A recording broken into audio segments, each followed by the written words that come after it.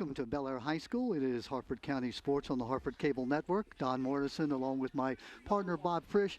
Bob, Fallston, Bel Air, no more needs to be said. Anytime Fallston plays Bel Air in anything, it's always a great grudge match. This being the last game of the year in terms of a county game for both teams, you know everything's going to be on the line here.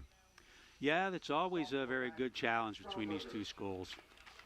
We saw a great game last night between the girls' teams. Bel Air and Fallston went into double overtime, a 0-0 score through that, and it was decided with about 4 minutes to go in the second overtime on a penalty kick, and Fallston remained undefeated, and it was a battle of undefeateds in that game. So we knew a lot was on the line, and there was a lot of pride and a lot of effort going into trying to see who's best. And that game was in Fallston?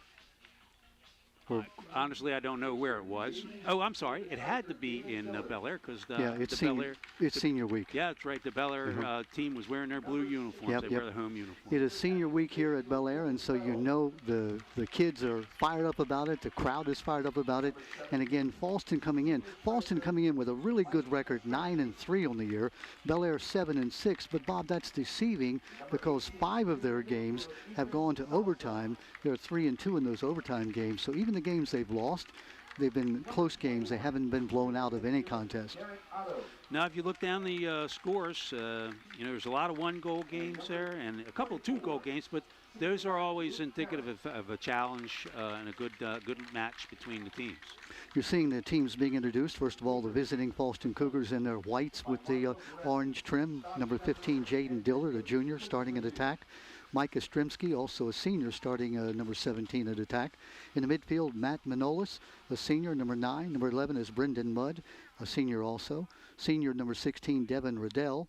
18, Ethan Salsa, a junior. 21, Derek Otto, a senior. On defense, Zach Stromberger, a sophomore, and Christian Worthington, a junior. Luke Tarrant, a senior. And the goalie is Kason Donahue. Now the Bel Air Bobcats, they'll be introduced to the home crowd. Nice night for soccer, Bob. I don't think you could ask for a better night. Temperature somewhere in the 60s, no wind. The humidity is down. It's just a beautiful fall evening. Best kind of time to play of the year. Jordan Kozak, sophomore, number 1, starting for Bel Air on the attack. Number 5, junior midfield, Matt Weidman. Matt Weidman will be playing the midfield. He's a junior. Number 6, senior midfield, Damian Walker. Damian Walker, senior, number 6. Also playing the midfield. Number 7, junior midfield, Andrew Lassing. Number 8, senior defender, Garrett Doherty. Garrett Doherty is a senior defender. Number 10, senior midfield, Kevin Tredoni. Kevin Tredoni is senior. Now there's 2 Tredonis on this team, both 12, seniors. They're twins. One plays attack, the other plays in the midfield. Number 18, junior defender, Amden Seko. Amden Seko, a junior, playing on the defense. Number 20, senior defender, Jake Tredoni. Jake Tredoni, again, the other twin member of the Bel Air Bobcats. Number 21, sophomore defender, Cameron Class. Cam Class, sophomore, starting on the defense. In goal for the Cats this evening, number 0, junior goalie Ethan Crosby. Ethan Crosby is the goalie for Bel Air. Bob, he's got 48 saves and 59 shots on goal, and the Bobcats have a 6-4 record when he plays the goal. Experienced goalkeeper. Meantime, for Fallston, one of their captains, Kason Donahue, and obviously that's something you look to. Now to honor our country, here is our national anthem.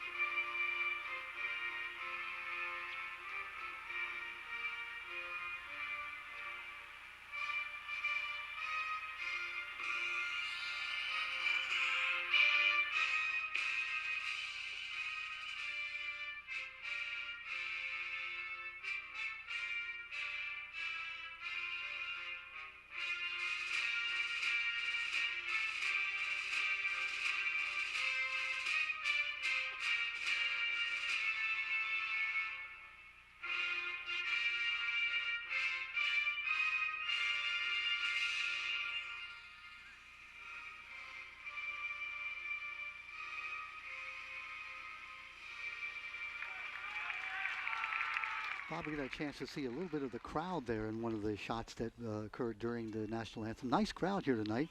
A lot of the Fallston kids coming over. It's not that far to come. And of course, Bel Air on senior night for the Bobcats. They're here tonight to root on the seniors on the team especially.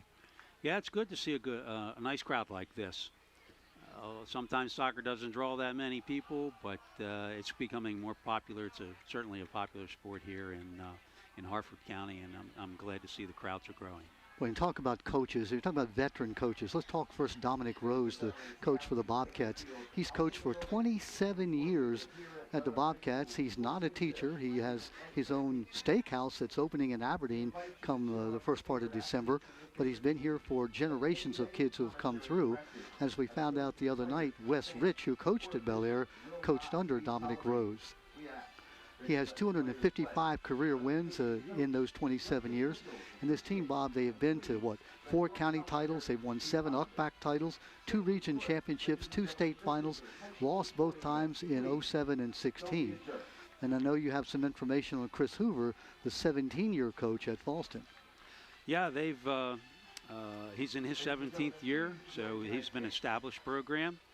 They've been to the state finals and the semifinals many, many times. They did manage to win a championship in 1992, and most recently in 1916 they made it to the final, but didn't succeed there.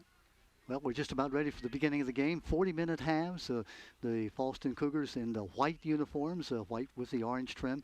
Bel Air in all blue. It's kind of a blue-out night, I would guess you would call it. The Bobcats underway now. Fallston with the ball. Bob, what do you look for early? What's going to determine which team is up? Can you tell early in the game? Usually it takes about the first 5 minutes. Every coach tells his team, let's establish our position. Let's establish control in the first 5 minutes to set the tone for the rest of the game. And so you'll see both teams be very aggressive early on. There was a push there, and Fallston will get the ball, putting the ball into their offensive territory. In the ball game, a number that we didn't have starting, so that's number 12, Andrew Ritchie, who's starting, not among the starters that we were given. Of course, the Bobcats are starting all of their seniors as well, being senior night. We talked about that, Bob, off air, and that is, if you're a coach, does senior night bother you? Does it help you? Well, it's always nice to reward your players who've given so much to a program, and while sometimes that can make a difference in your tempo starting the game, I think when you're on the field as a player, it really doesn't matter. And usually 5 minutes in the first game isn't making the difference because it's a long game. Cason Donahue starting now at goalie. He picks up the ball, gets a chance, maybe the goalie, to get his hands on the ball. I'm sure goalies, Bob, they don't get to run around a lot, so there's probably a little bit of nerves involving. You'd like to hit that first shot, maybe be an easy one. Yeah, it's like, what they say in football, after the first hit and the first tackle, that, it's the nerves are over and it's time to play. Yeah. Ball right out in the middle. Bobcats can't get a foot on it. Again, the Bobcats coming in at 7-6, 4-1 in the conference. Meantime, Fallston 9-3 overall.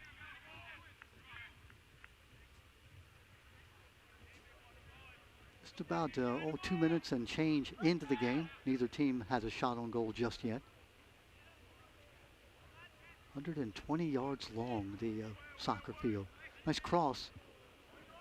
Fallston unable to settle it down. Orange lines are out of bounds all the way around here at the Bobcats Stadium. First corner of the game. Bob, we talked about this stadium also. It doesn't have a track around it. The track is over on the auxiliary field, so the fans are closer to the actual play. It's just a beautiful facility. Yes, a great venue. Terrific. And we like being up in this nice high press box. Nice and warm here. Center. Ball's going to go out of bounds. It looks like it's going to be Bel Air ball. Bobcats starting again. Ethan Crosby, their junior goalie, 48 saves and 59 shots on goal. Starting a sophomore and a senior on the attack.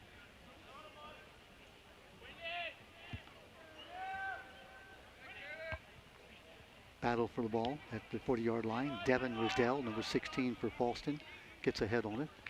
Out of play, Bel Air ball. Cougars looking to get something started. It's Micah Strimsky, number 17, who had the ball there momentarily. Clock winding, 36 minutes left in this first half. Teams sort of feeling each other out, Bob. Yeah, that's usually what happens. They have to establish themselves and know what kind of formation the other team is playing, and make adjustments as necessary. Battle at midfield. Boy, nice crisp passing. That's what you like to see, Bob. Changing sides, too. Talk about why that's important. Well, what you wind up doing is making the defensive side of the field shift. So the more you make them move side to side versus lateral, or up and down the field, the better chances you're creating space. Mike Yastrzemski to put the ball in play. Nice foot. Talked about that left foot and why the left footer is so important to soccer if you're playing that left side of the formation. Here come the Bobcats, looking for a breakaway. It's Jordan Kozak, the sophomore, number 1. Good defensive play. Christian Worthington, the junior, making that nice header in the middle.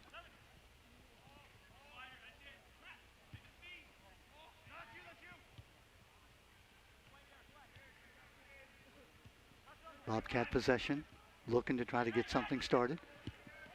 Shot on goal. Oh, nice play by goalie. Wow.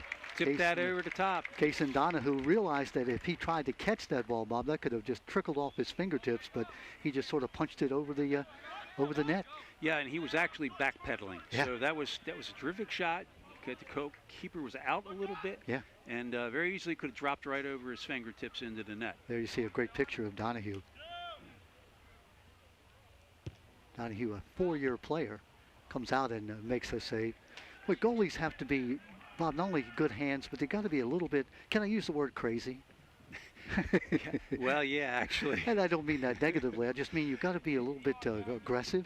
Someone that sometimes your body is, you have to sacrifice it. Yeah, you have to be ferocious and you have to be fearless. Thank you. I think those are better words than crazy. Thank you, Bob. That's why you're the analyst and I'm just here sort of trying to call the action. I don't know, when the coach asks you, do you want to play goal? That's when I want to sort of hide, because, it's a thankless position. You get your name called usually when a goal goes in. It's not for the faint of heart and not for the timid. You kind of stand around there for, like several minutes, and all of a sudden here comes the play and you got to be ready. But, it's a good reason that they make goalies captains often, because they do direct the defense, don't they? Yeah, they sit back there sort of like the field general, directing their players, especially on set plays, especially we see that corner kick. He's making sure that all the offensive players are marked so that we're not getting any free opportunities to put the ball in the net. Luke Tarrant making that play, number 24 for Fallston. Luke, FBLA, FCA, Fellowship of Christian Athletes, National Honor Society. Headed to South Carolina, Tennessee, or Maryland next year. He's got 3 good schools to choose from.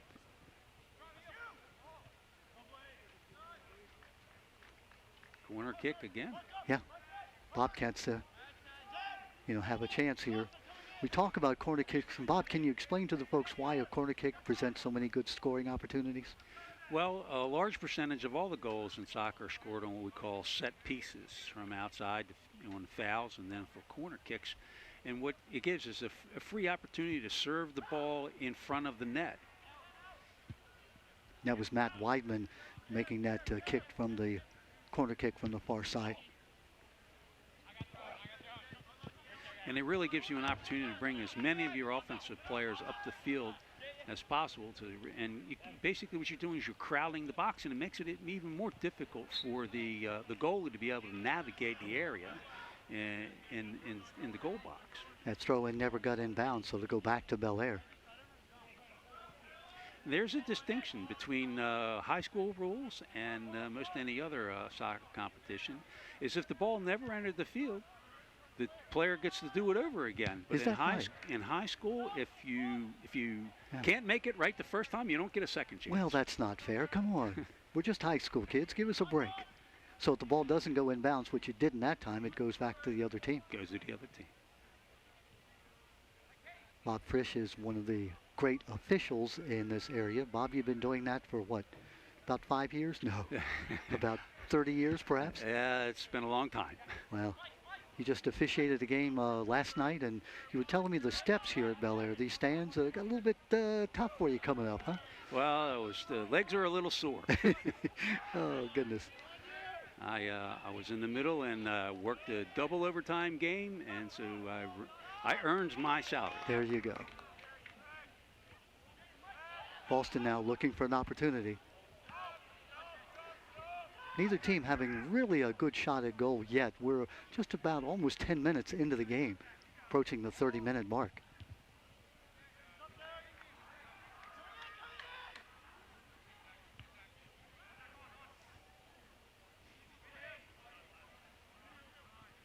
Bobcats settling the ball back. But why would you do that? Why would you kick the ball backwards towards your goal? Well, you relieve pressure if you don't have an opening. You don't have supportive teammates around you that you can move forward. It's best to kick it back and maintain possession. There was an opportunity, not offside, almost offside. I smile at Bob because we're having a continuing conversation about the benefits of an offside call. That was close. Yes. Corner kick coming up for the Fallston Cougars. I think that's their first corner of the night. Second. Second corner, thank you. Devin Riddell kicking it in.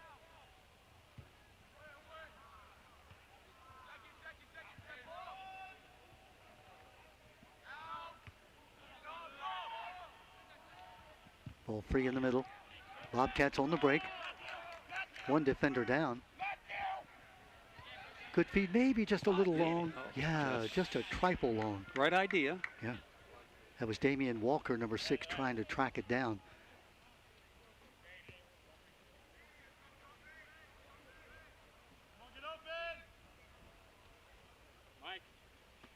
Throw in coming.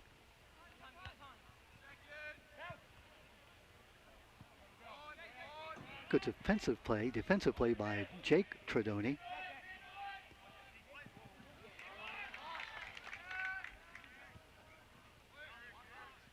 Fallston now on the attack. A little bit of a handball, but Bob, you explained the other night that just because it hits the hand doesn't mean that you get the call. No.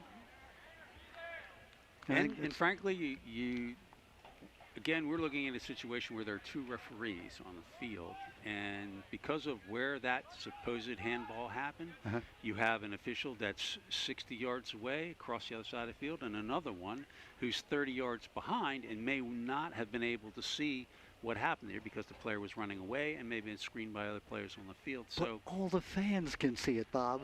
Well, we do. We have an advantage here that sometimes the referees don't have. But at the same time, there are many times where as fans and even us up here in the booth can't see something that the referees are clearly in a position to see and make decisions on foul or no foul.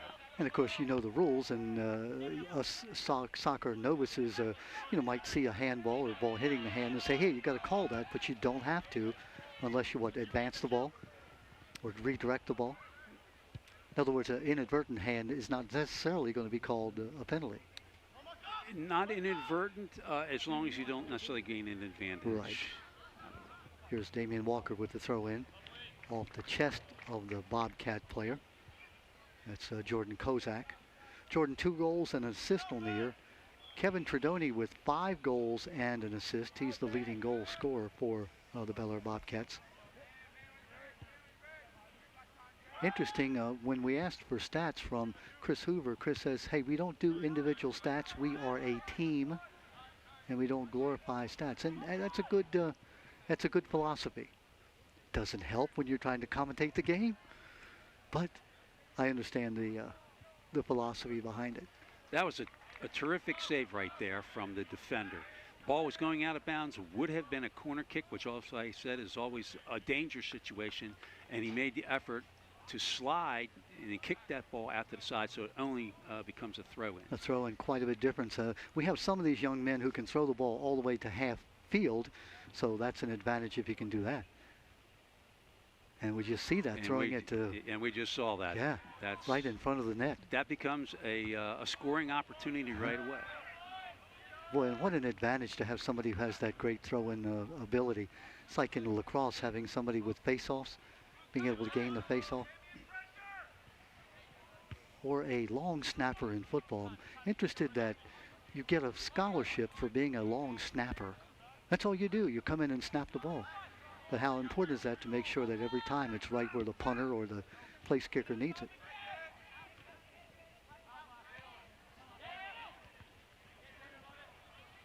So far, a lot of play between the 30s. Yep. Either team has been able to really kind of establish control at this point. And there has not been a real tough save by either goalie. We're now at just about 25 minutes left in the game, in the half, I should say. 40-minute halves. There you see a close-up of the throw-in. Throw-in there was by Jaden Dillard. Jaden, a junior, number 15. Come the Bobcats. Goalie now will come out. He can field the ball as long as he's inside that square. What's the whistle all about? Well, there was some contact after the ball was released. I didn't actually see what happened, but I did see the Fallston player go down, and the referee made the call all the way from the other side of the field. And so he gave him a yellow card. Now, Bob, what's that mean? Well, something happened. Again, I didn't see exactly what it was, but it's a little more egregious than just a simple foul. Might have been cynical. He said like 2 yellows and then that equals a red, or? Yes, the yellow lets the player, lets the coach know. The player is, is kind of a little bit on thinner ice, and what it does is makes that player maybe adjust their playing a little bit. Maybe they can't be quite as aggressive because if they get the second yellow, it's a red, and then your team has to play down a man. Yeah. And so, the coach then has to make the decision, can I leave him in the game and have him play a bit more conservatively, or do I replace him with, somebody who can play full out? Nice ball over the top. Bobcats battling to try to get a foot on the ball. That's Matt Weidman, number 5. Good job defensively by Fallston. Both these defenses have played well, Bob.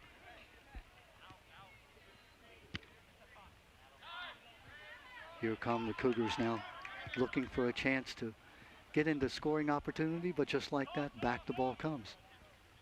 Bob, you're exactly right. 30-30, that's about where the action has been. We were talking about that yellow card, and I guess I could equate it to the basketball player sitting on 4 personal fouls. Yeah. What does the coach do? And we see frequently is the coach sits the player because he doesn't want to have him foul out. At least if he fouls out, you can replace him with another player. But as you said in soccer, if you get that red card, then you got to sit out for how long? You sit out for the rest of the game. So your team plays down, so it becomes 11 on 10. Now, if I'm an official, it's going to have to be a pretty egregious play to get a second yellow card, don't you think?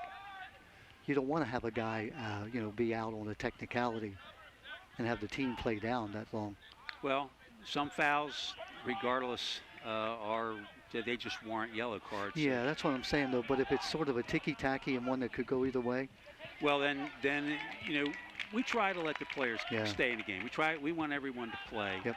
And so you're looking at someone who already has a yellow, they're on the edge, and maybe it was a close call, and that's the opportunity where your official will have a conversation. Yeah. Ethan Crosby coming out and picking the ball up. Yeah. And again, that's good officiating, Bob. We talk about an official can come and talk to the player and say, hey, look, any more of that, and the card's coming out. So good officials, sort of like good teachers, try to stop a problem before it starts. Yes. Bob and I being former teachers, we always have to throw that in. And a chance to talk to Craig Reddish before the game, the athletic director here, longtime Bel Air High School graduate and a wrestler, and now the wrestling coach. By the way, Chris Hoover, who teaches social studies, is the soccer coach, and Bob, he's also the athletic director. Talk about your your triple, duty. He's a busy man. He is a busy man. Chris, a veteran teacher, very popular at Fallston. I'm a little, shall we say, biased towards social studies teacher, having been one myself back in the day. Well, of course, all of we social studies teachers. The best. I think the backbone of a faculty, don't you think? That's it. Yeah. Right. I was talking to one of the Spanish teachers here before, and she said something to me in Spanish. I have no idea what she said. It may have been good, it may have been bad. I don't know.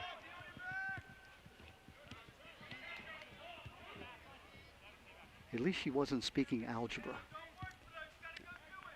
Now, Fallston with some numbers now. Yeah, they are. Let's see if they can get something going. Both defenses, again, we've talked about, have played well. And again, there's another example where the defenses conquer the offense.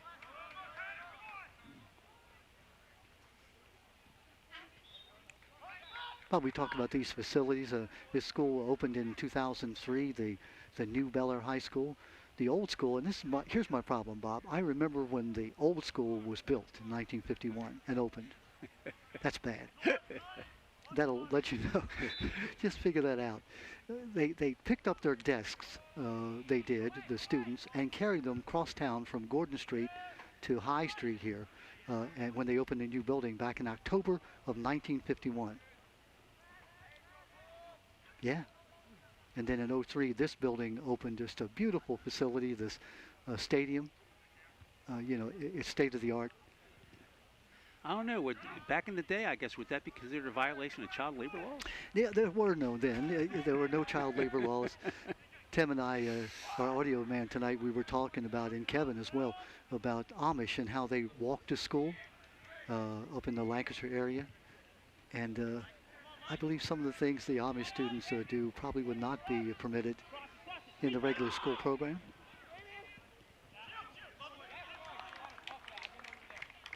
So fortunate, Bob, I'll digress just a moment, to live where we do, because we're so close to so much culture, so close to D.C. and so close to Lancaster and the heart of the Amish country and close to the mountains.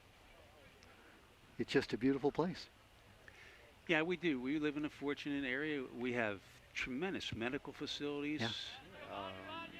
We're not only D.C. and in the countryside of Pennsylvania, but Philadelphia is certainly rich in history and not other cultural. Here's Fallston with a chance. Absolutely, Bob. How dare them have a scoring opportunity. We're in the middle of our soliloquy on the benefits of living in Maryland. Here we go. Have numbers. Yeah, it just had one man and he missed him. Of course, you had 3 defenders back, Bob, so I'm not sure that was a great scoring opportunity. At least it was an advancement. We're now almost to the 18-minute mark left in this first half. Good tackle there, all ball. Just because a player falls down doesn't mean it's a foul. Well, that's a very good point.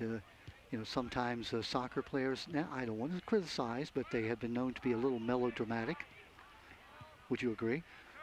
Yes, and fortunately, we don't usually see that at the high school level. Right. The pros, it's actually one of my disappointments for the game. It's the regular criticism I hear about the theatrics and should they have won an Oscar for that? For that play.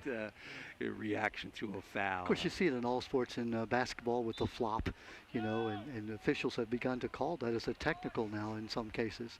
Well, they should. It's the only way I think that you ever discourage that sort of thing is even if it's after the game. We have video replay now. They can look at these things and they can tell if someone was not fouled but was trying to game the referee, and it's a disservice to the game and the sport and the other players on the field of the court.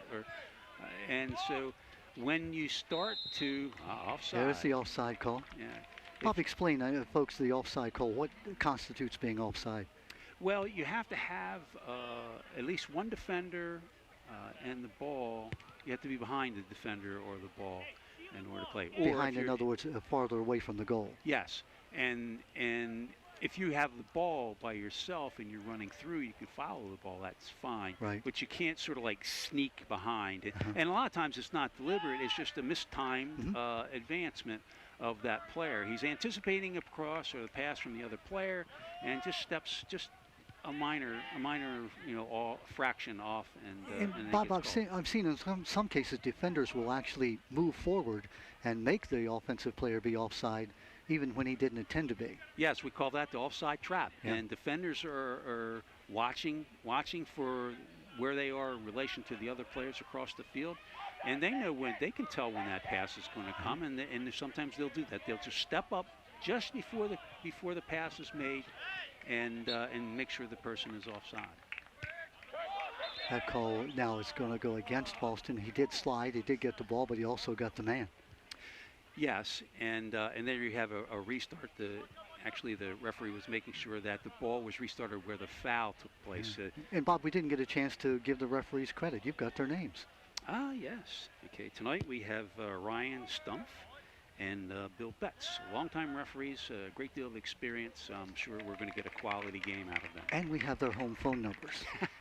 And if they make bad calls, no, I'm just kidding. We would never do that.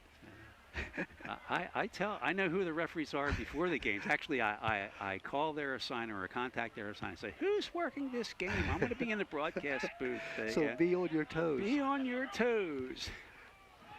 No, it's fun. I know. Oh, nice move there by the goalie for the Fallston Cougars, Kason Donahue.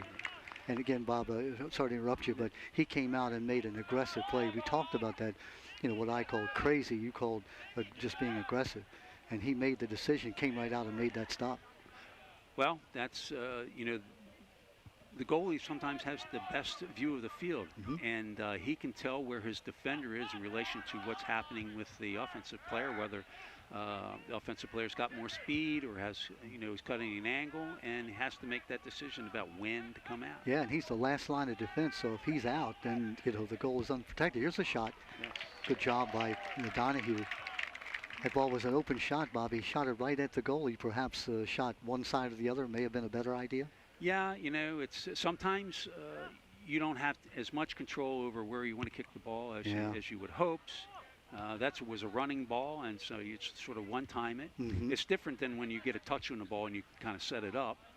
But and the opportunities come so seldom that sometimes when they come, you sort of panic or overreact rather than taking your time. He perhaps could have dribbled maybe one or two more, yards. May have. He might have been able to touch it one or two more times and then set himself up. Yeah. And of course, the best thing is to go either side. You got to make the goalie move. Subs coming in here. Just about 14 minutes now and counting left in this first half of play. Neither team has really had a scoring opportunity. Nothing that's been requiring the goalies to make a tremendous save. Both defenses have played well. Senior night at Bel Air High School. I think Fallston had their senior night earlier. There's another shot, and again, notice how Donahue went down on all fours. The last thing you want to do is have that ball spinning and sort of take a little side hop. Not as bad, Bob, as it used to be when you had grass fields and there were lumps of grass in front of the goal. Yeah, the turf fields have made the game so much better. You don't have, like say, uneven fields. You don't have clumps and ruts, which often caused injuries, ankle injuries to the players. Bobcats looking to try to get something started.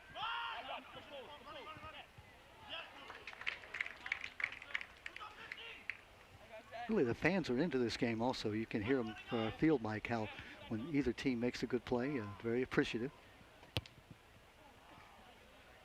And Nice attempt at centering.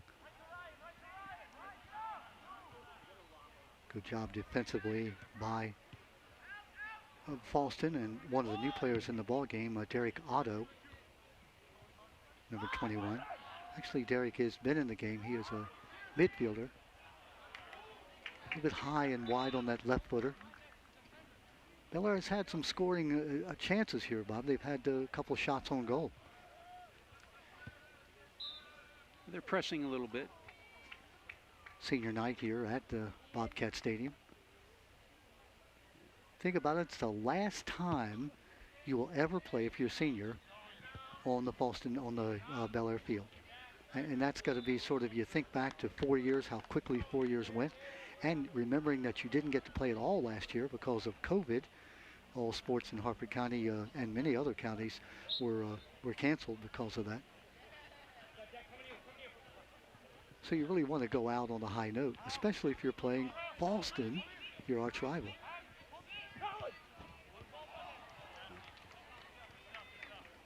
We were talking with Kevin before how he was a student here at Bel Air in the mid-'70s when they had 3,500 kids, 3,500 students, Bob, at the Bel Air High School. Can you imagine? That's an unbelievable number. You think about the size of the classes back then. Well, they had two buildings. They had the old middle school as well as the old high school, and then about maybe 12 or 15 portables. And Kevin and I were talking how they used to walk between the buildings, which was, maybe about 200 or 300 yards. So you'd have one class in building 1, and then you have another class in building 2, and you had 10 minutes to get from one to the other.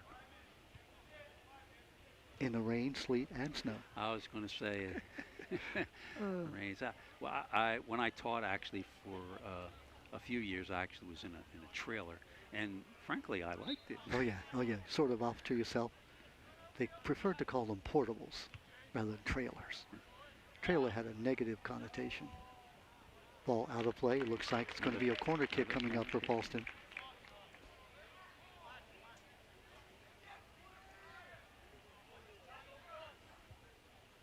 Can't see that number on the young man from Fallston who's kicking it in.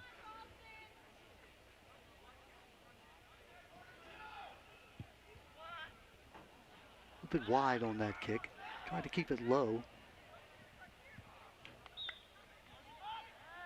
Probably talk about walking. Of course, when I was a kid, we walked to school through the rain, sleet, and snow. 15 miles, I think it was. Uphill both ways. Seriously, I didn't understand how that was. Yeah, I guess you hadn't been taught geometry yet. We were so poor, Bob. We not only did we not have shoes, we didn't have feet. We had to walk on our ankles. I'm sorry. Hey, that's stretching a little bit, a lot.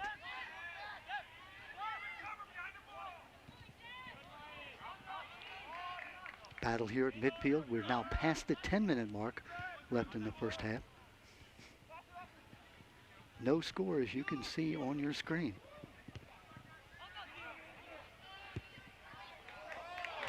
Hooked just a little bit wide.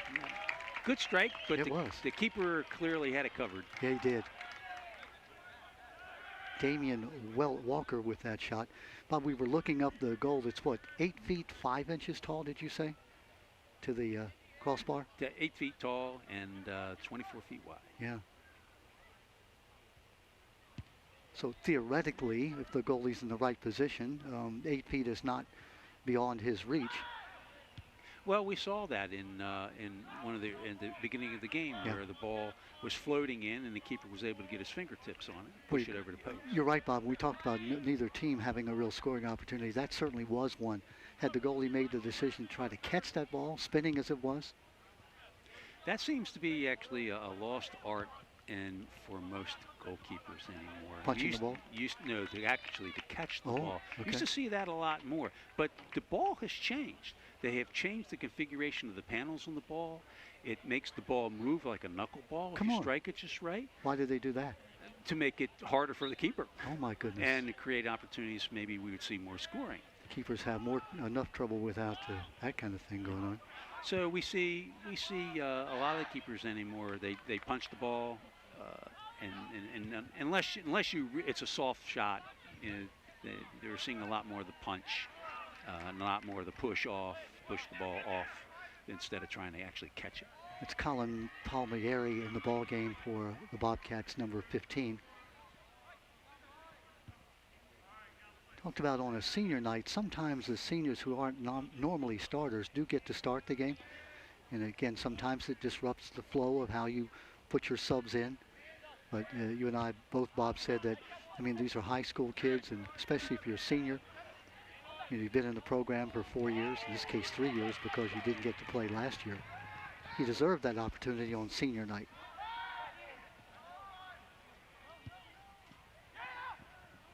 Good job by Donahue coming out. Really impressed with his play. Being a senior, 4 years on the team. Wants to go into physical therapy in college. Also wants to play soccer in college.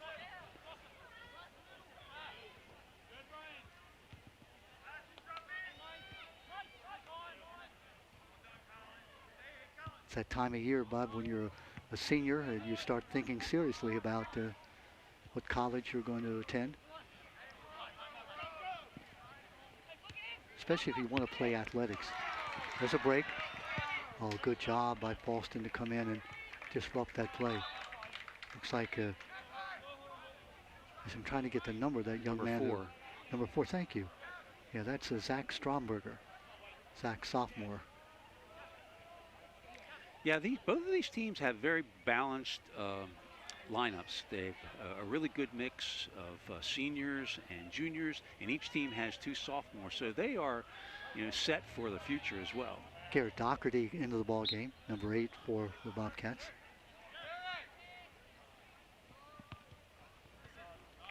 Brought him in specifically for that throw-in, and he really did a nice job. Unfortunately, the Bobcats unable to control. It goes back to Fallston. 5 minutes, 20 seconds and counting left in this first half.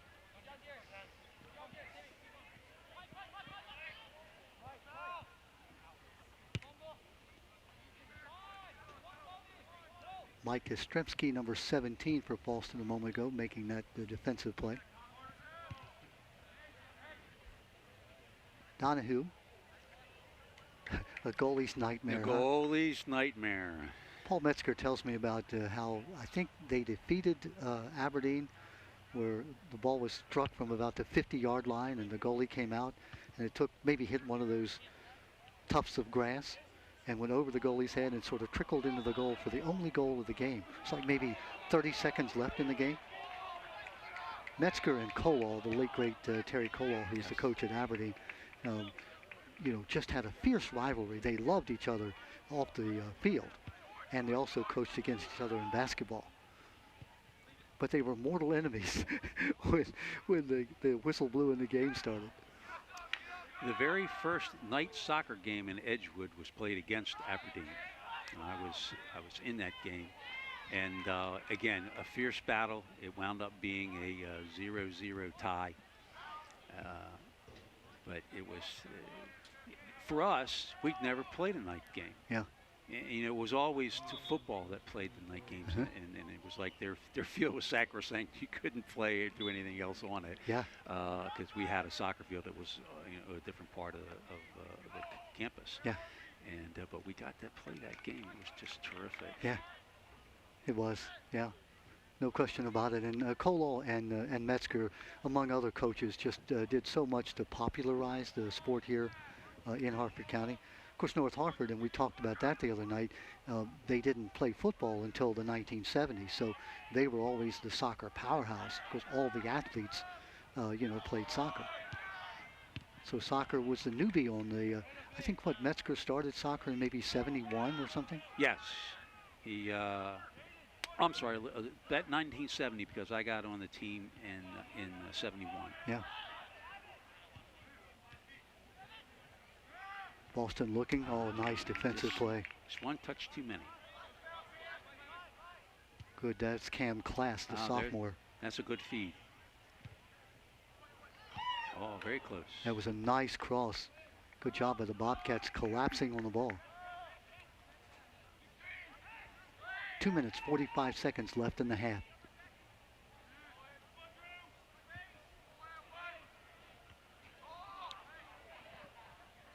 I can hear the coaches now, get it out of the middle.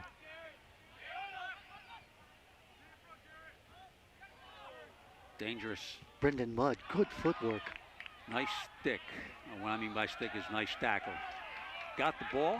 The player went over the top, but it's not a foul. But in the penalty area, had that foul been called, of course, then it's a penalty kick. So you really have to be sure you get the ball, don't you? Yes. No mistakes there. Yeah. Senior night at Bel Air High School. Of course, it's not the last game. Francis got key for Fallston, but let's see if Fallston gets, nope, good defensive play. Another corner. What I was started to say was they do have the regions coming up. So the state playoffs are coming up after the regular season is over. They have the draw this Saturday. We're doing this game on, what is this, October 20th? So I think the folks are seeing the game on October the 30th, Saturday that's on the Harvard Cable Network channels. So yeah, the state will make all the seeding of the different teams in all of the regions across the state, and that will determine who actually gets the home games. That's a nice tackle there by Bel Air, taking the ball away. Goes out of bounds, but instead of having that offensive opportunity with 1:10 left in the half, Fallston now will have the throw in.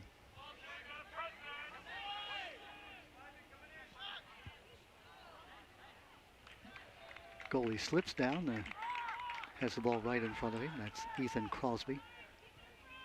Ethan really has not been threatened, Bob, to my remembrance at this point. His counterpart, Kason Donahue, has had a couple of nice saves. I think the referee saw that hand in the back. You'll see that. A lot of players, they'll put their hand up on a player's back, and that's allowed. Sometimes that player, the defensive player, is entitled to their position. But you can't extend the arm, or just sometimes it's just a little nudge that takes the... Well, lots of congestion there. Yes. Sort of like the scrum, if you will. There's a goal! The goal over the goalie's head from the right side. Kason Donahue absolutely beside himself. That ball came out of nowhere. Let's see if we can figure out who hit that goal.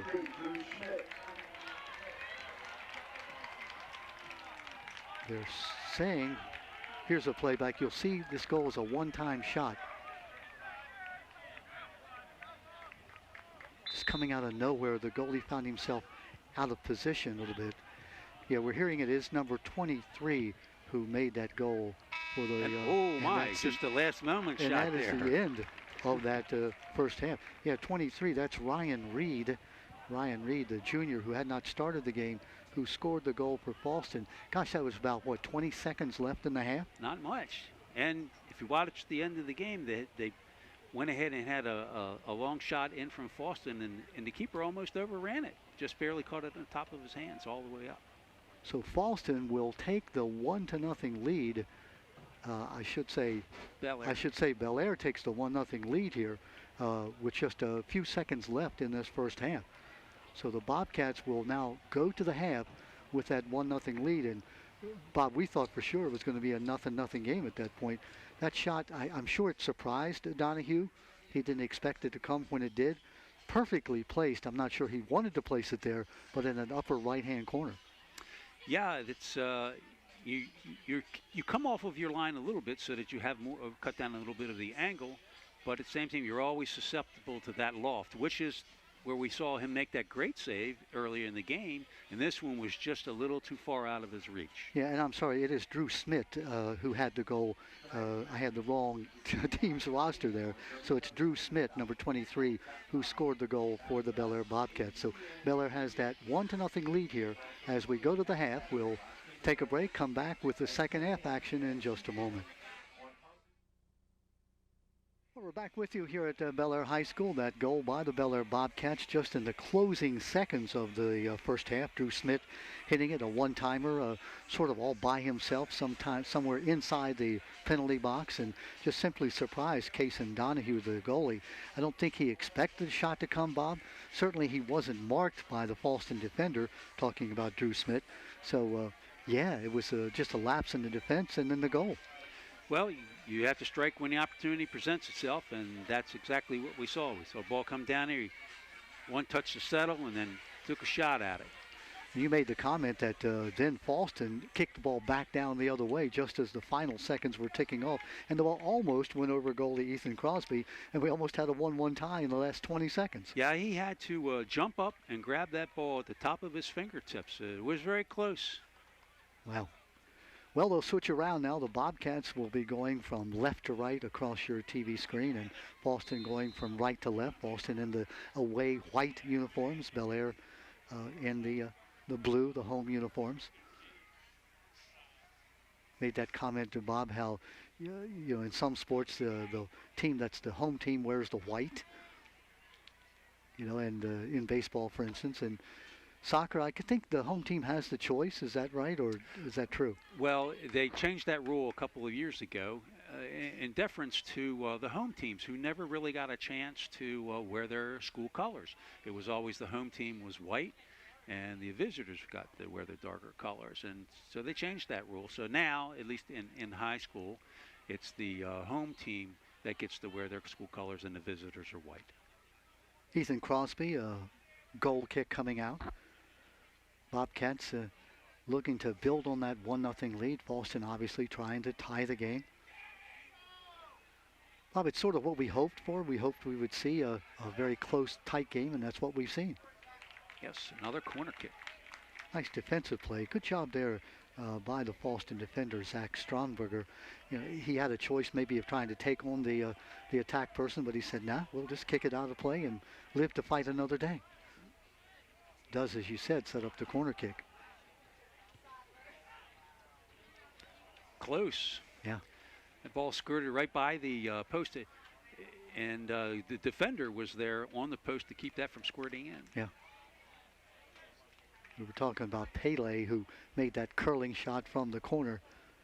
You know, not impossible. You can score from here. Oh, nice shot. Nice. Nice shot. Two nice shots by the Bobcats. Neither one successful. The second one, kind of that scissors bicycle kick. Look like they're showing, yeah, that's the young man, Damian Walker, number 6, who made one of those two shots. One defended, and the second one, the bicycle kick or scissors kick, I guess, went a little bit wide. Two good plays by the Bobcats. Again, Bob, we went the entire first half pretty much without a serious threat on goal. And then within the last 20 seconds of that first half, first Bel Air scores on that Drew Smith one-time goal.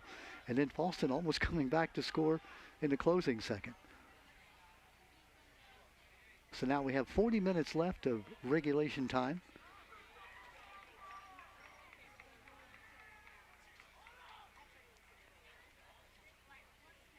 For the Bobcats, their final game of the regular season. There's a play. Oh, nice save. Good save by Donahue. So the Bobcats now have had 3 really good scoring opportunities. Donahue making one save, the other defender making a nice save. Well, Bel Air decided to come out more aggressive in the second half. It's usually kind of demoralizing to be scored on at the end of any period. And so they're trying to make amends there. Well, the Bobcats who got the score, that looked like he was pushed down now. No call. I don't know, Bob, from here, they looked like there was some contact. Well, there may have been contact, but I think here's an example of where the referee has to make a decision. Could the offensive player actually gotten to the ball to make a play out of it? To me, it looked like the ball was already going out of bounds. So it's sort of like no harm, no foul. Yeah, and it's sort of that instantaneous thing. You as an official, I'm sure, Bob, you more than I can say this. You don't want to be the reason a team loses or wins. So you make the call when you have to make the call. If there's a call that's, you know, let's say 50-50 and, you know, the other team's going to get a penalty kick out of it, you just don't make that call. So we as officials like to say the best games that we officiate are the ones where we didn't know we were there. Yeah. I was watching the numbers. Yeah, here come the Bobcats looking to try to build on that lead. Another corner. was watching the baseball game last night between, I guess, the Braves and the Dodgers, and the plate umpire was, let's say, just having a bad night. And he did become, his name got called quite a bit. Here comes the corner kick. Boy, Fallston finds themselves on defense now. Oh, my. Nice pass, Nice. just not able to get it in the net. That may have been the Walker again, Damian Walker. Great centering pass. I'm not sure, I didn't see who got the centering pass, but well done. So Fallston goalie Kason Donahue been under pressure here in this beginning of the second half.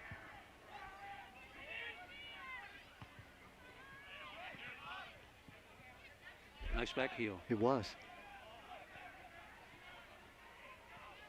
That's one of the skills that you see developed later on, being able to kick the ball with the back of your heel to advance it.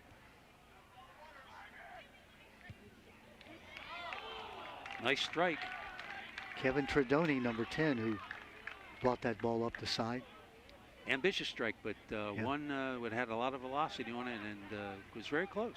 Yeah, if you're the Fallston team, you've got to feel like, hey, what's going on here? They, we played even up in that first half, and all of a sudden, maybe that goal that Bel Air scored late in the first half, maybe it's got them on their heels a little bit.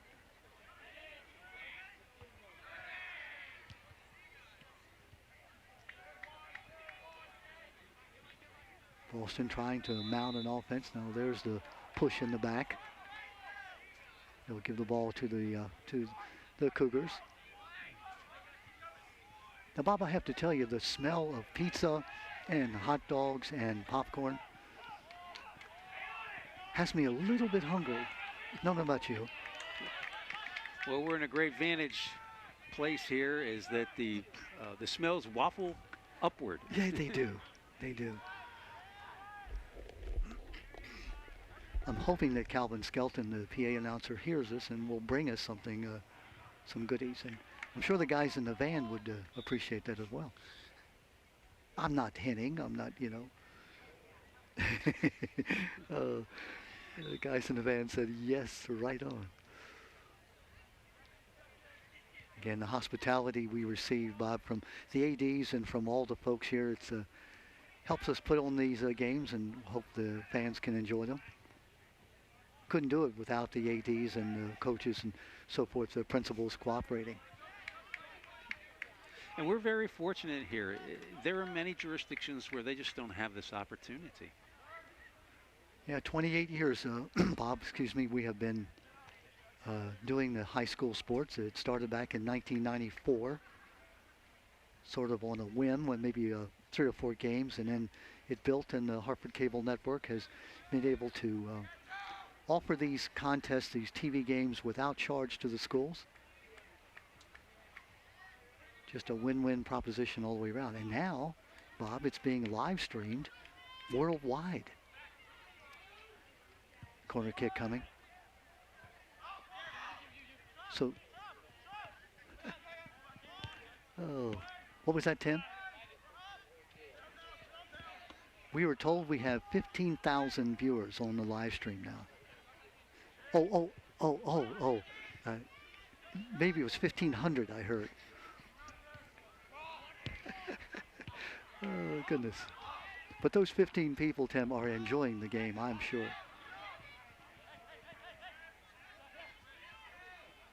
Well, that's just the streaming. That's not what's actually going on the cable. Of course, no. Of course, they won't see that until the 30th of October. Here's a shot, rolling wide.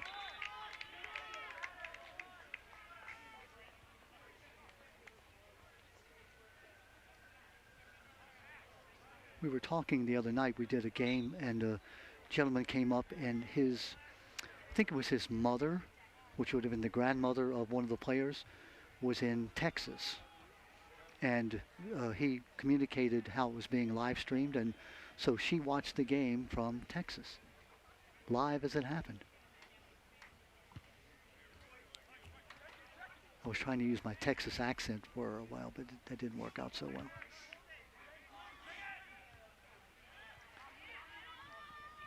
Bobcats on defense. I'm sure that the goalie, Donahue, was a bit happy the ball was down on the other end. He was under a lot of pressure there early in this half. Let's see if Fallston can mount a challenge, trying to equalize this game. Oh, great throw. Yes. Goalie coming over, Ethan Crosby making a sliding catch. The ball would not have gone in the net, but you know, he wanted to make sure there was not a rebound coming. It's a good defensive play there by number 8. Was actually able to slide in behind the offensive player, the Fallston player number 21, actually chested that ball down and made it, put it in a position where his keeper could get it. Yeah, Garen Doherty was the defensive player you're talking about.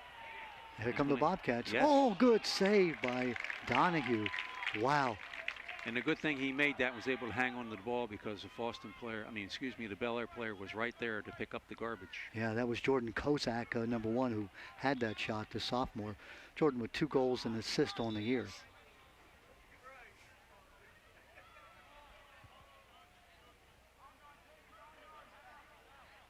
I'm not sure. I don't have the stats on Drew Smith, who got the Bel Air goal, but that may have been his first goal of the year. If so, what a time to get your first goal. Drew, a junior. Nice move. Ball tackled away. Shot high and wide.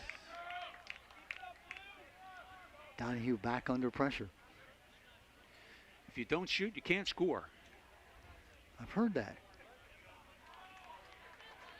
Paul Metzger, we mentioned his name. He was telling me the other day that 90% of the putts that are short, don't get to the hole, don't go in. I don't know where he got that stat, but... Very astute. Are you calling Paul Metzger astute? Oh, astute. Astute. Astute. I got it. Here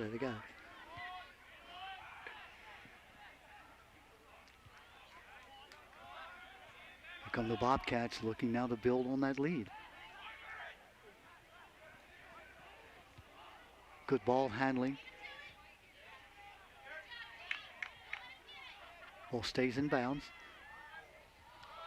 That you just can't get your foot in position to make the... Probably would have been better off to head the ball. Yeah. Would have been a great replay if it had gone in. Go to a highlight reel. Yeah, that's Jordan Kozak, number 1, the young man who tried to contort his body to be able to get a foot on it. He was right out in front of the goal. That's Kozak again. Bel Air is moving the ball very well. They are. Christian Worthington, the number 7, playing defense. I mean, I really don't know what's happened. It's like a switch was turned on. The Bobcats, yeah, they played well in the first half, but mostly defensively. But here in the second half, we're about, 13 minutes into the second half. It's been all Bel Air. They've had the ball in front of the Fallston goal just about, out of those 13 minutes, probably at 10 of the minutes, they've had the ball. They're dominating the game in the midfield, which is allowing them to press forward to get scoring opportunities. What I'd like to see them do is to take some of those long shots. They've been trying to score from 20, 25 yards out. They need to take another touch or two, get a little bit closer so they can have some more accuracy. Cam Class with that great defensive play. Notice the ball was on the yellow-orange, I guess that's gold stripe. But Bob, you explained the other night, just because it touches that stripe, it's got to be completely over to be out. Yeah, the outside circumference of the ball has to be out, completely out. So technically you could have the bottom of the ball outside of the field, and it has to be completely over the line. The inner would be the inner edge that's towards the field. So I hear that a lot as an official saying, oh, it's out of bounds. Yeah. Well, the bottom of the ball might be over the line, but the circumference allows the ball to stay in play. Bob, we saw Donahue dive and save a ball that had no chance of going in the net. And, of course, the reason being, had the ball been out of bounds, it was off a defender, it would have been a corner kick. So even though it wasn't a save, he was able to save it from going out of bounds, and then it became a goal kick. Yes. You know, a very critical play and very smart play by Donahue to know that, yeah, I'm going to make this stop, even though it was not going to be a possible goal.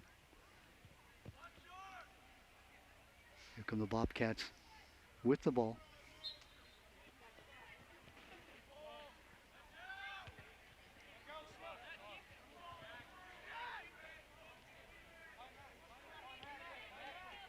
Good job by Belair. That was number 3, Logan Sabatino, number 3.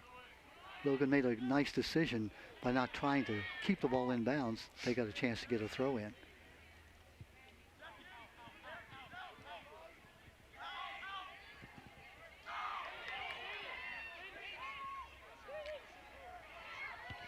Battling for the ball. That's a nice job there by Fallston.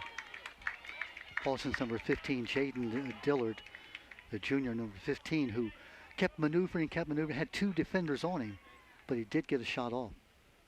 Wasn't that far away. Give the defenders enough, an opportunity, I should say, credit, because they harassed him enough he wasn't able to get his head down and get over the ball.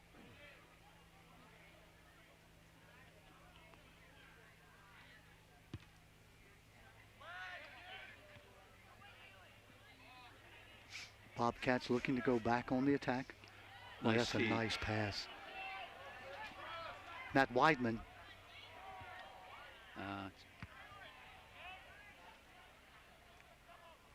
Weidman keeps it in play. Crosses it. Ball is out front. Oh, great off save. The post. Whoa. Did that hit the post? Yes, it did. It hit the post. Wow. Far post. So the Bobcats had a chance almost to score a second goal. What a job by Weidman. He kept that ball alive. Finally got it in front of the net. Donahue had absolutely no chance to make that save. So fortunate for Fallston that it did hit the far post.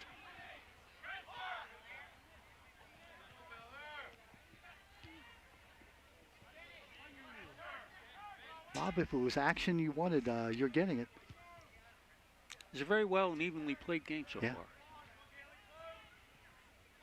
Fallston needs to get something going offensively here. They've been under pressure defensively.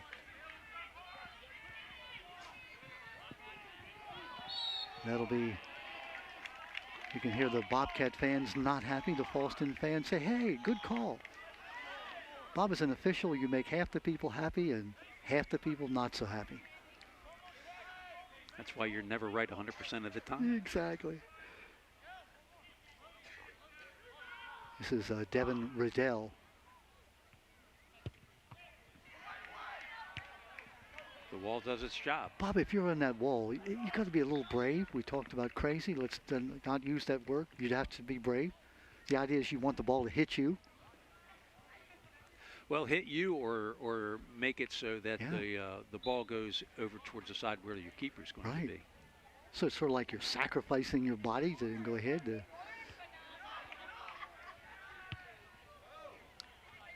Nice long distance shot comes off the side of the foot.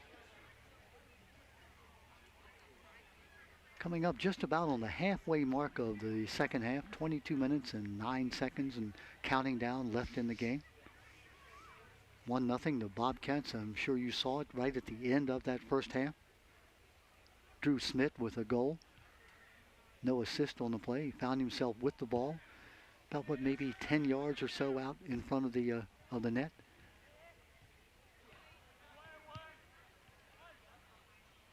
Put it in the lower right corner of the goal. So far, that's the only goal, although the Bobcats have been threatening here in the second half.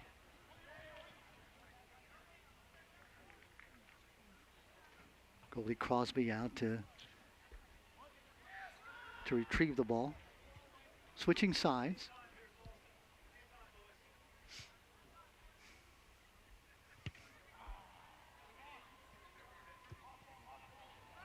Go out of bounds and a throw in coming for Fallston.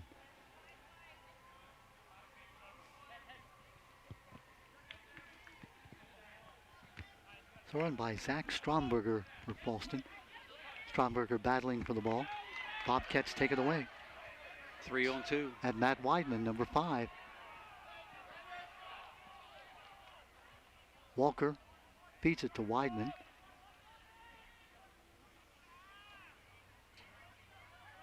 Nice tackle. Yeah, Weidman goes down, but as you're right, he goes down because the ball had been taken away. Now, he likes this time the whistle will blow and they'll give it to Fallston. Like you said, Bob, a fine line between tackling the ball and tackling the person. Yeah, and a lot of times, sometimes the players and certainly fans are under the misconception that just because you get the ball, that sort of gives you the right, I guess, to take out the player. But you have to be under control. There's a play on. Almost a goal. And the ball goes wide. Boy, what a great job by Ethan Crosby coming out. It looked like Fallston had the chance to get the ball in the net. Yeah, it was very close. And there's an example of the foul that happened out about what would be a football 25-yard line or so. But the referee didn't call it. He played advantage because he didn't want to stop and take away a scoring opportunity from the offensive team. Looked like Brendan Mudd, number 11. 4-year player, actually 3, didn't get to play last year. President of the FBLA, president of the National Business Honor Society. Talking about Brendan Mudd, one of the captains of the team, along with Drew Verdell and Kason Donahue, the goalie. And that time the tackle was made on the player rather than the ball, so the Bobcats will get it. Ethan Lassen, number 7, the junior. 3 goals and 2 assists on the year. One of these goals was a game winner. As we said, the Bobcats 7-6 coming in. Fallston 9-3. So if you're looking at just records, you would say Fallston has had the better season so far.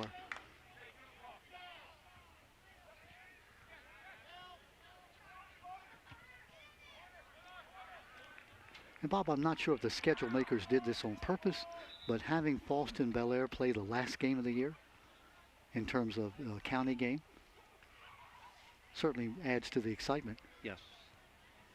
Fallston, which was born out of Bel Air, 1977, they separated the two student bodies, and the Fallston students went to what was the old building number 1, now the middle school at Bel Air. First Fallston and then C. Milton Wright was born in 1980. And in 2005, Patterson Mill came out of Bel Air.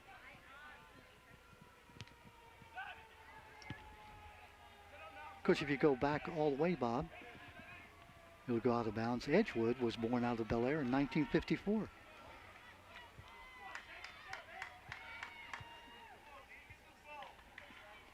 So at one time you had Aberdeen, Havre de Grace, Bel Air, and North Hartford, the only schools in the county. Now you have 10. Here's a throw in. Boy, that's a nice throw in.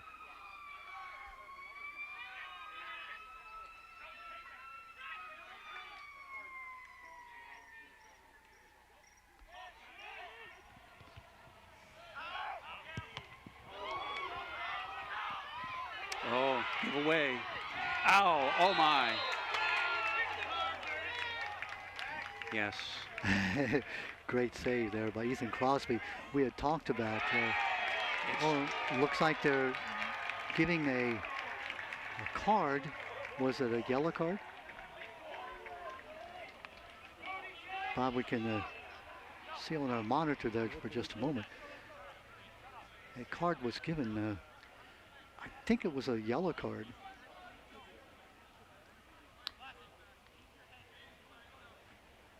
Try to check with the scores table to see what card that was on, who was on. Player leaving the field. It looks like number 11. I'm not positive. Let me see it. Yes, okay. So there you have an example of the player sliding into the keeper studs first. That's what they consider to be serious foul play. So that's why it wasn't just a yellow card. He put the keeper in a very dangerous position. Could have hurt him.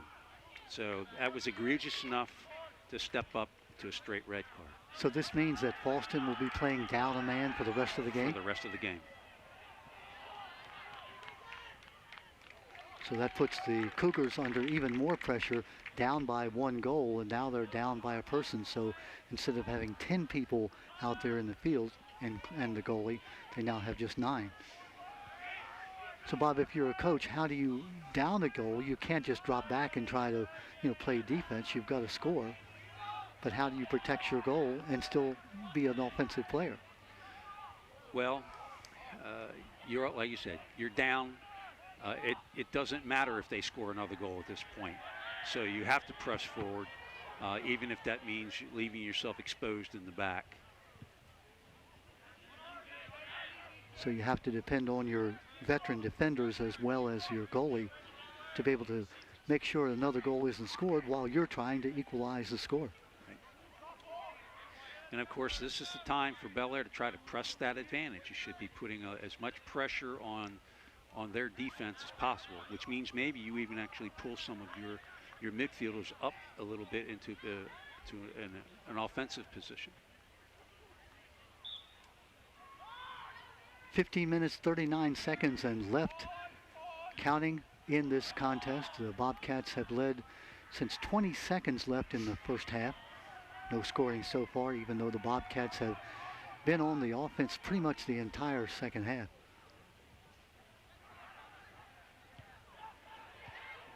Good save. Nice save. Nice job by Donahue. Kaysen Donahue has been under pressure this second half just about constantly. Bring up a corner kick.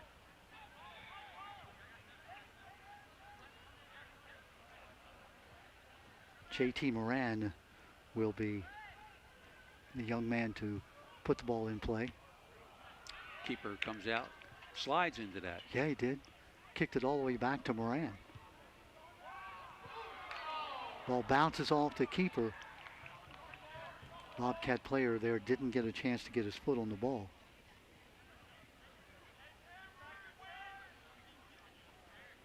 I'm not sure what Dominic Rose said to his team at halftime, but whatever it was, he should can it in terms of the Bobcats. They've come out here in the second half and just been very aggressive.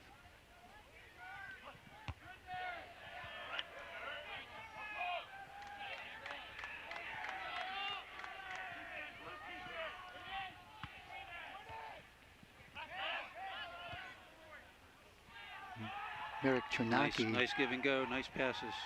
It's Merrick Chonaki in the ball game, number 11 for the Bobcats. It's a touch too much. Remember, the Bobcats now are a man up. We talked about what Fallston has to do if you're the Bobcats and you're a man up. Now what do you do? How do you change your strategy? One goal game is just that, and it doesn't take much for a team, even when it's down, to score one. So my view is you press the attack. And unlike lacrosse, where you score a goal, in this case if you're Fallston, you get to put your player back on. That player stays out the entire game, right, Bob? Yes. So let's look across the field here, and you can see that Fallston has one player up top, and we still see 4 defenders from Bel Air. Now, if Bel Air feels confident in that their senior or their back line can defend, then maybe you don't change your strategy.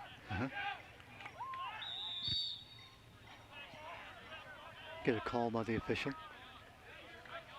Not sure what that call was, Bob. I didn't see any non-towards play, but they'll give it to Fallston. Coming up on the 12-minute mark as time becomes a factor against the Fallston Cougars.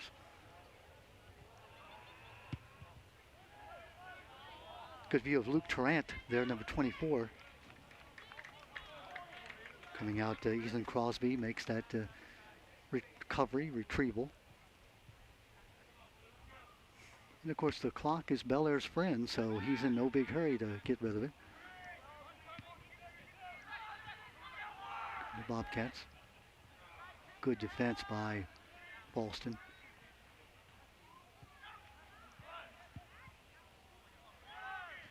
Nice pass by the goalie. Donahue was able to hit his man.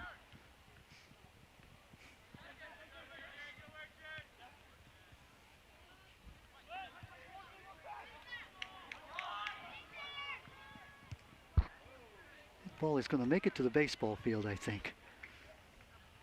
Crosby said, hey, let's just get this thing out of here.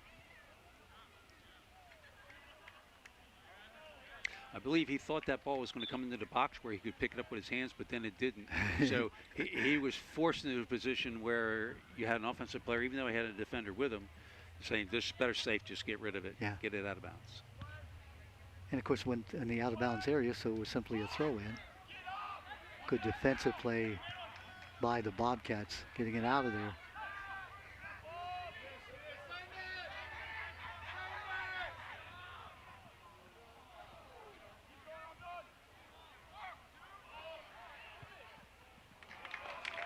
Good positioning by goalie Donahue. Fans were calling for offside, Bob. I heard that in the stands when the Fallston fans were saying, hey, he's offside, but the official's right on the spot.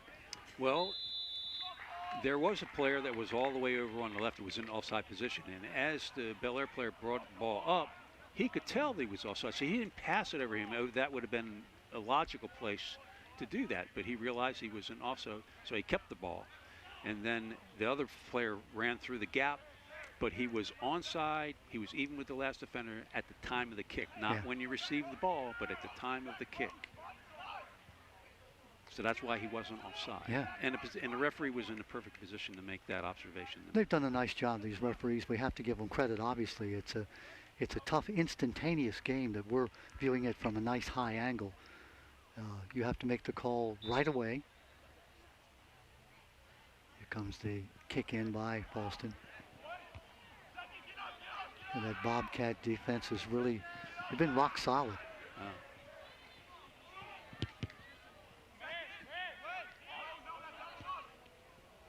Cam Class, number 21 for the Bobcats, getting it out of play. Coming down toward the 10-minute mark. Close. Now, what's the call? Was that an offside call? Yes. That ball was a floater. You could tell that Crosby was a bit worried.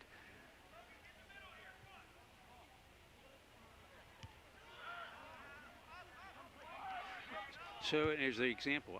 We've seen Fallston down in Bel Air's end, a fair amount already since the red card. So you can't take anything for granted. Yeah. Red card against Fallston, and again playing a man down. Uh-oh. There's a Looks foul. like it's going to be a foul. It's outside the penalty area. Outside the box. Still, it's a good opportunity for Fallston. You'll see that wall formed. We talked about how the courage to stand in that wall and have a man kick the ball. What's it, 10 yards, Bob? He's got to be back? It could be 10 yards. You're praying it hits you, and you're praying it doesn't hit you. Your mind says, go ahead and hit me. Your heart says, I'm not so sure. Now the referee's backing them off. Backing them off. You're allowed, what, having 4 men in the wall? You can have as many men as you want, or not have a wall at all. It depends on where you are on the field and how many your goalie would like to have. Oh, ooh, close. Nice kick. That ball bounced up. The goalie was able, Crosby, to stop it and then pick it up. It's a good thing he didn't bounce very far away because Fallston player was right there to scoop up the garbage. Brooks Robinson used to talk about how he had such a soft body. And there's a penalty to be called. Yep. That when the ball hit him in the chest, it just simply bounced right in front of him. Yeah, we'll have a card here. A yellow card coming out? Yellow card. So here's an example of, while the foul itself was not that egregious, it was foul. You have to take in the circumstances around what happened. So you have Fallston on an offensive drive, and so basically what you're doing is you're taking away an opportunity for them. So some would say that's a cynical foul. Some would, at the higher levels, they would say that's a professional foul. So in those cases, they're going to say, we don't think that was above what was just a simple and issued card. It's a yellow card, and again, 2 yellows make a red. And again, as we've seen, the red card given out to Fallston, where they lost a man and are playing a man down. That occurred, just about at the 20-minute mark, just about halfway through the half. We're down now inside 9 minutes.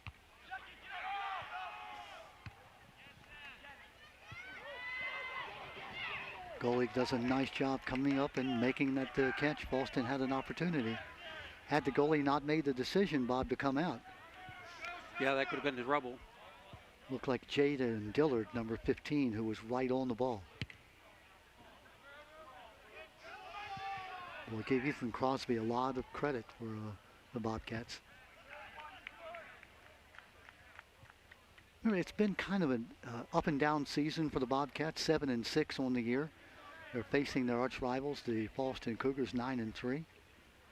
Obviously a win here for the Bobcats.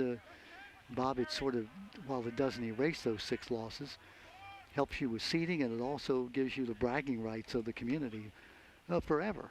In our senior day, our senior night, we came out and were able to win the game. If you're Fallston, what better pleasure than coming to your opponent's senior night and winning the game on their field? Yeah, you ruined their party.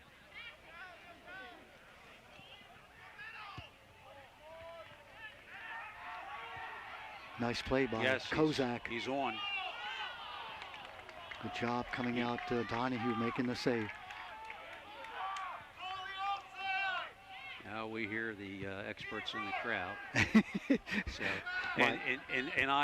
when that ball was passed, I was watching. I immediately turned and looked at the referee, and he gave the signals out, his hands out, the signal that they were onside. I love how you say the experts in the field. Yes, you being an official, you have those experts all the time. Yes.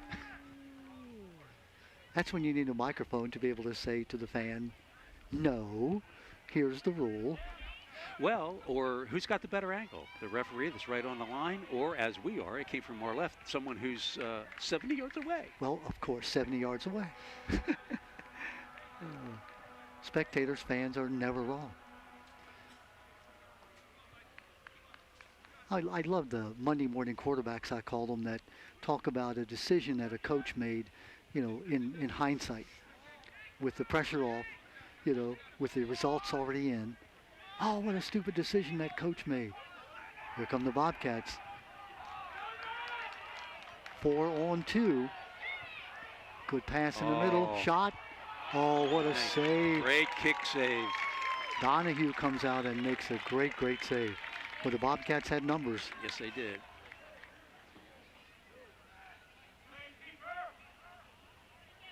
Jordan Kozak, number 1 for the Bobcats, looked like he had the angle, but Donahue hung back and then came out at the last second.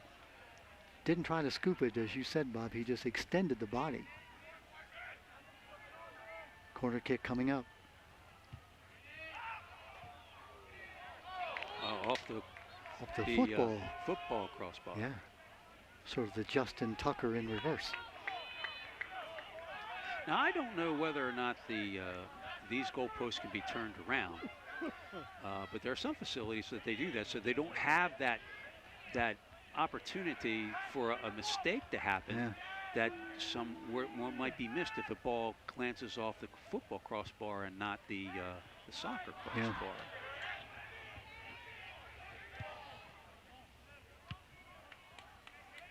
4 minutes, 50 seconds and counting left in what has been a great soccer game. Donahue, another scoop, looking to get rid of the ball. Gets to be desperation time about this point, Bob, where if you're Fallston, you've got to get that goal. And down a man just makes it that much more difficult. We have to emphasize that Bel Air was dominating the game even before they went a man up.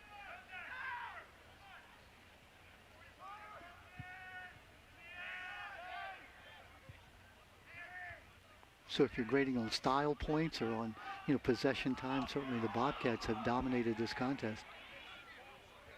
First half was pretty even. Both the defenses playing very well. Bobcats got a goal with about 20 seconds left. Drew Smith able to find the ball all by himself about maybe 10 yards in front of the net. Put it by goalie Donahue. No scoring here in the second half, even though the Bobcats have had many good opportunities. Fallston maybe 1 or 2, but nothing that's been real close. 3 minutes, 30 seconds left. Come the Bobcats. Good steal. Nice defensive play.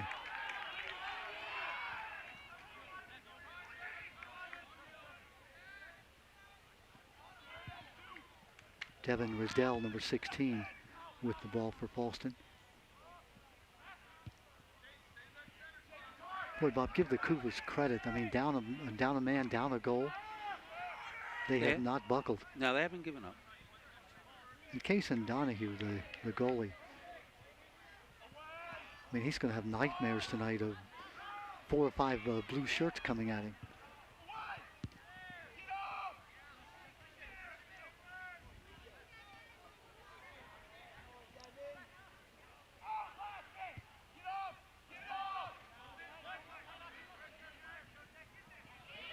Two minutes, 30 seconds.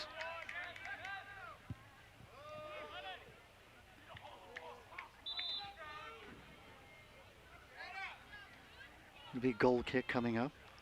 Ethan Crosby realized that ball had no chance, and he just sort of waved it as it went out of bounds. Now, there's a rule that's been put in the last few years. You'll see the clock is stopped. And the reason they did that is because the winning team was substituting in the last 5 minutes of the game. Okay. And referees always had the opportunity, if they thought the team was trying to time waste or take advantage of, being up by 1 goal. In fact, Bob, excuse me, they put 7 seconds back on the clock. It was down to 2:18, so they're back up to 2:25. Yeah. Thank you. Good clarification. And so now they just made it a rule. So if you're up and you substitute in the last 5 minutes, they stop the clock. It stops some of that gamesmanship. Yeah. Coming up on the 2-minute mark. Senior night at the Bel Air High School. Nothing sweeter than defeating your arch rival on your senior night. If indeed they're able to, now at 1:55 and counting, to maintain the lead. Fallston now needing a goal. Bobcats realizing they can kick the ball out of play and waste a few more seconds. Down to 1:38.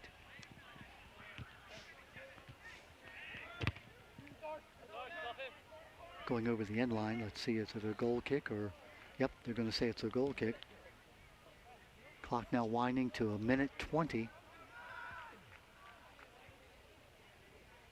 Crosby very wisely sort of takes the ball all the way to the other side as the seconds tick away.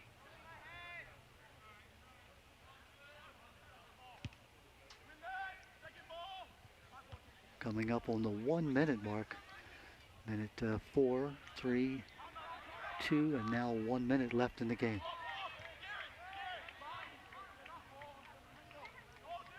"57 seconds. Inside 50.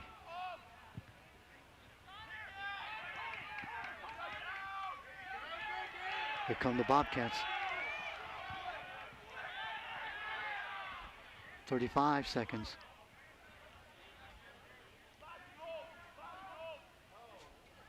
Goalie Donahue coming out. Keeper's out.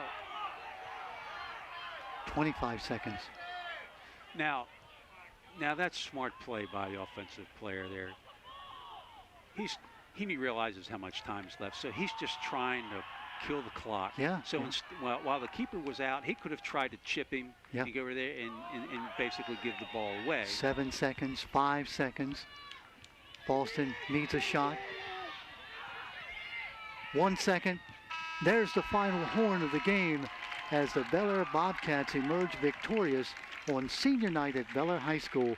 They score the only goal with 20 seconds left in the first half as Drew Smith hit a one-time goal from about 10 yards out, beating goalie Kason Donahue on what was a very surprise shot. It surprised us as well as anybody else. Fallston almost getting a long kick that bounced into the goal at the end of the half, but wasn't able to. Bob, we'll have to get out of here fairly quickly. What did you think of the game? I thought it was a pretty even game for the first half. Neither team could really seem to get on the front foot and take advantage. The game was played between the 18s, but it seemed to put a fire under them with that late goal, and Bel Air decided that it's our game, it's our field, it's our home it's our home for our seniors, and they decided to take control of the game, and they did so. Bob Fisher, exactly right. And we said, what did Dominic Rose say at halftime? And maybe it was indeed that goal that they scored that pepped them up, because it was like two different sets of teams out there in that second half. An evenly played game in the first half turned into a Bel Air domination in the second half. And give Fallston's defense so much credit, and especially their goalie, Kason Donahue, who is able to defend his goal and keep the score at 1-0, giving Fallston the chance at least to tie, which of course they weren't able to do. Yeah, he kept them in the game, that's for sure. All right, well, that is our final score here from the Bel Air's Bobcat Stadium, as the Bobcats win on senior night by a score of 1-0. The only goal scored by Drew Smith. Bobcats go on the season now to 8-6 on the year, 5-1 in the Chesapeake Division. Fallston falls to 9-4. Fallston with one more contest in the regular season, and then of course the postseason. We want to thank you all for tuning in. Thanks to our Hartford Cable Network crew doing their fine job as always. Bob, thank you so much, Bob Frisch, for being with us. You did a remarkable job keeping us straight and keeping us up to date on these rules, these complicated rules of the game of soccer. Well, I certainly appreciate the opportunity, Don. I've had a great deal of fun. So that is our final score, 1-0 again. The Bel Air Bobcats win it. We'll say goodnight. Have a safe evening, everyone.